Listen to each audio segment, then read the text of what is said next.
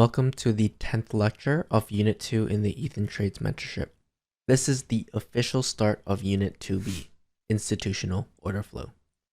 In this short lecture, I will be introducing what institutional order flow is and how we can apply it in the charts.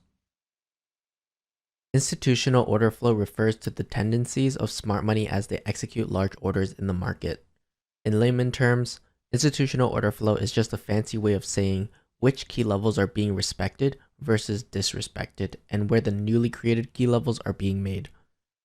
Understanding institutional order flow is the key to being flexible in the markets and are majority of the time the earliest indication that price will start to reverse.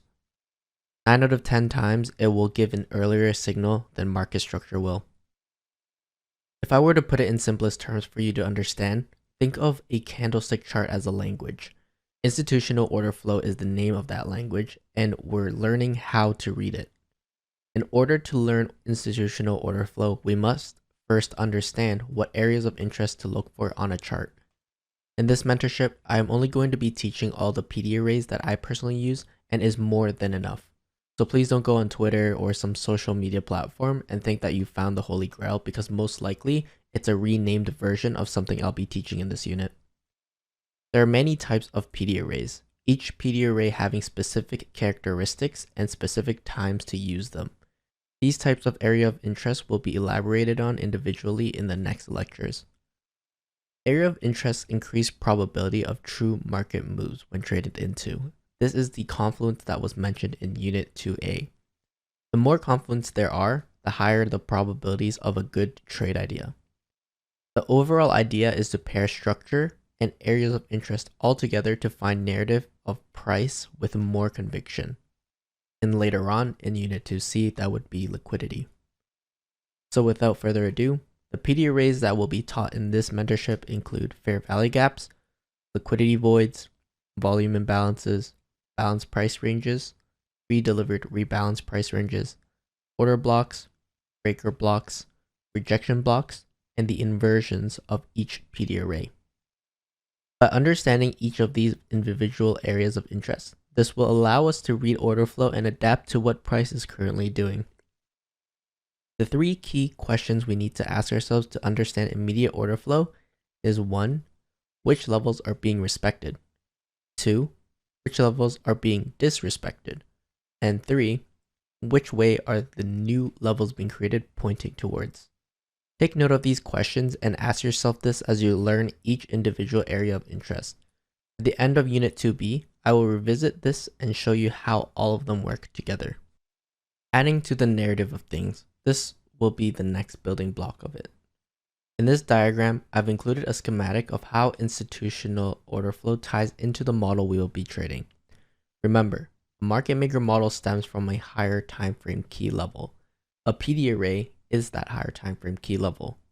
Within the market maker model will consist of more PD arrays that push price in direction of which side of the curve price is currently in. So for example, if price is in a market maker buy model, look for bullish PD arrays to be respected and previous highs to be traded through. Vice versa, this is the bearish version of how we want to see market maker models form.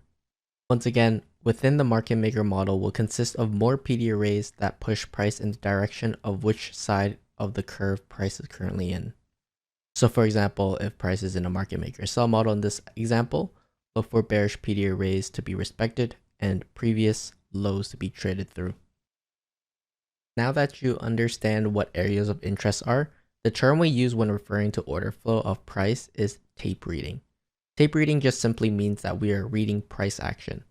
In the old days, back before charts were a thing, people called it tape reading because prices of the market would just be printed out as numbers and predictions were made that way instead, hence the name order flow. In our modern age as ICT traders, we refer to tape reading as reading price action on a chart. Think of candlestick charts as a language, and we just have to learn the language to understand it, hence why we call the over idea of the market the narrative. So I hope it all comes together in terms of reading the market. When referring to tape reading in the context of areas of interest, once again, the three main things we pay attention to are which PD arrays are being respected, which PD arrays are being disrespected, and which PD arrays are being created.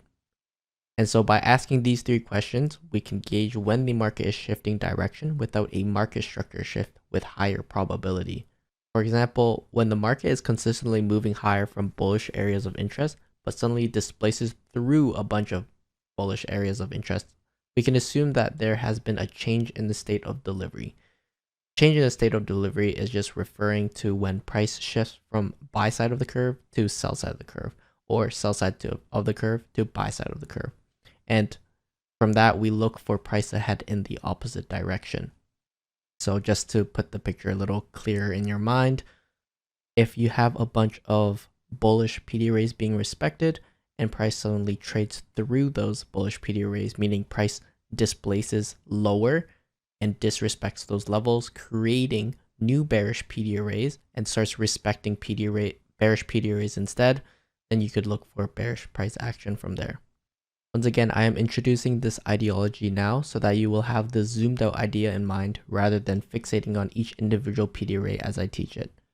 Not one PD array is better than another, rather they all come together to build the puzzle we're trying to solve, and they all work together, and that's how price is going to be telling us a story, right? Building that narrative.